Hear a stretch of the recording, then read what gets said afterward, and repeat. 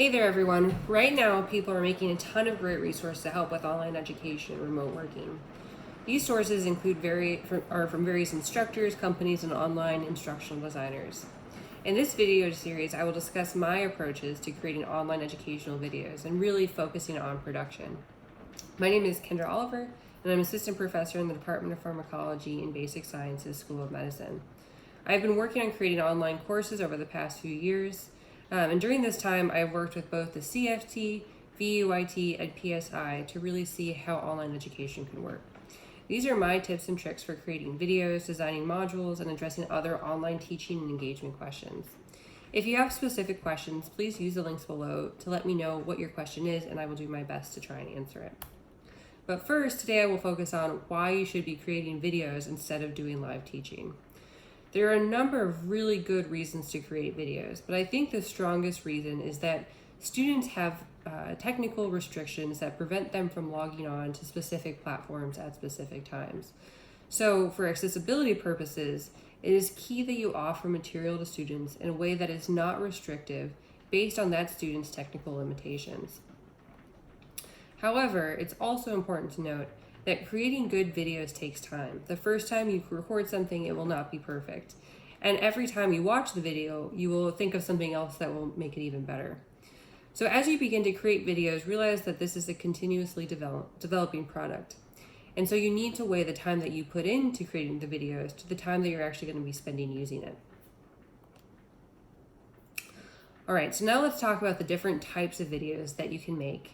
And for now, somewhat ignore the fact that some of these approaches have a very high production requirement. This is actually based on a great article that was published by Coe et al. In CBE-LSC in 2019 that explores the satisfaction of various video formats that were created in a fully functioning studio. First, there is the classic classroom format that includes a teacher, a chalkboard, and a PowerPoint presentation. As an instructor, right now, you may or may not have access to a classroom, but this format can be very helpful to make your students feel more comfortable in the learning space. There's also a Weatherman format in which the instructor is actually in front of the PowerPoint slide. This format has been used by a lot of different online content providers. One of those most notable is iBiology. There is also the demo format in which the instructor actually demonstrates the lesson's topic. When they do this, they typically include props or other elements that can actually make these types of videos very engaging for a viewer. The learning glass is another very engaging approach.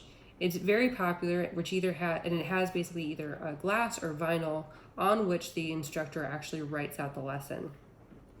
This is probably one of my favorite formats, but it requires a lot of planning on the part of the instructor in terms of thinking about what they're going to say and what they're going to write beforehand.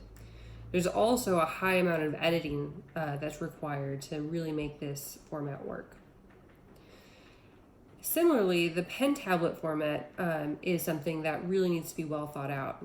It allows the instructor to draw on top of pre-made slides or on a whiteboard. Many times people consider this to be the Khan Academy style of videos. Again, this format can be very fun, but it requires a lot of pre-planning to actually think about what you're going to be writing at what time. Next, there's the interview format where the instructor is kind of off to the side of a PowerPoint discussing the lecture material. I do not recommend this format of video because it actually creates a distance between the viewer and the content and the viewer and the instructor.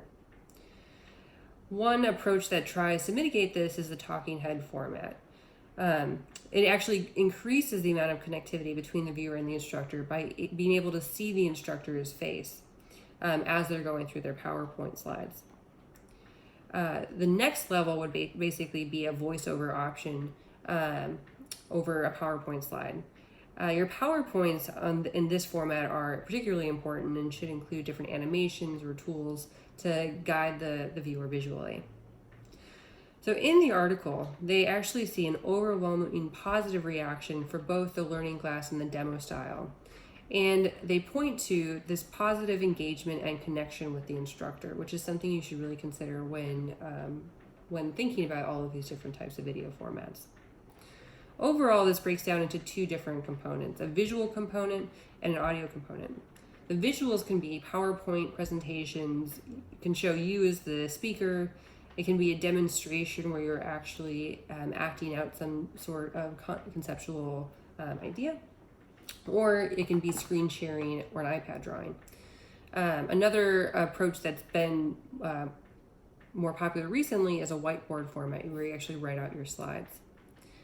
The audio component can be many different things, including music, external speakers. It can be your computer speaker, or if you don't want to have your voice heard, you can even have a robot read a script for a slide.